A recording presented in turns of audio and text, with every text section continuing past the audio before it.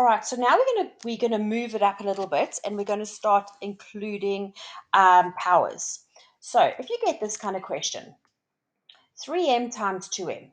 So what you've essentially got here is you've got 3m's and you've got 1m because we don't put the little 1 there.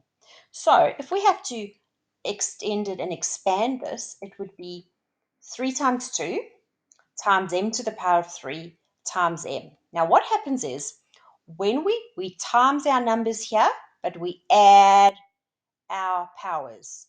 So that's 3. And remember, if it doesn't have 1, there's actually a 1. So therefore, our answer will be 6 because 3 times 2 is 6. And we now have 4m's. So we multiply our numbers, but we add our powers at the top, okay, which gives you 6m to the power of 4. Let's look at another one. 5p10 times 3p10. So the same thing.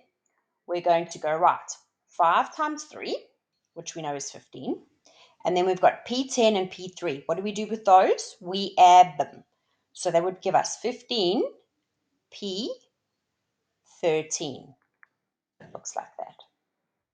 Okay. Now, with division, obviously, it's going to be the opposite. So let's look at this one. We put it into a fraction.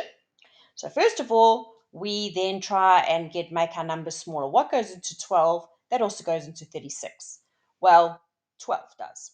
So we say, okay, let's cross out 36, and 12 goes into 36 3 times, and 12 goes into 12 once. Okay. Now we are left with, if we put it on our next line, we're left with 3x to the power of 7 and x to the power of 4. We're not putting our 1 in because we don't need to.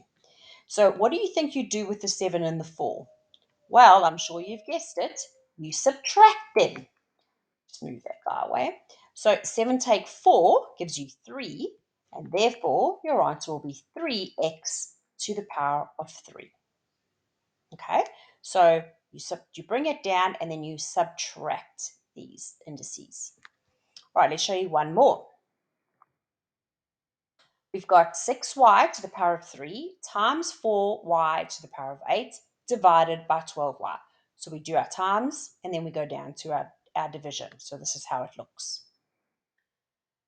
6y. So let's do our times. So we would go 6 times 4 is 24. y3 plus y8 gives you y11. Remember, we add our indices, but we times our numbers. And then we've still got divided by 12y to the power of 4. Okay, now we say, all right, how can we bring those down? Well, we know that 12 can go into both of those. So we cross out our 24, it goes in twice. We cross out our 12, and that goes in once. So now we know that we're going to be left with 2y, because we don't worry about the 1. And we go 11 take 4. And 11 take 4 gives us 7. So our answer is 2y to the power of 7. All right, I want you to go and try some of these for me.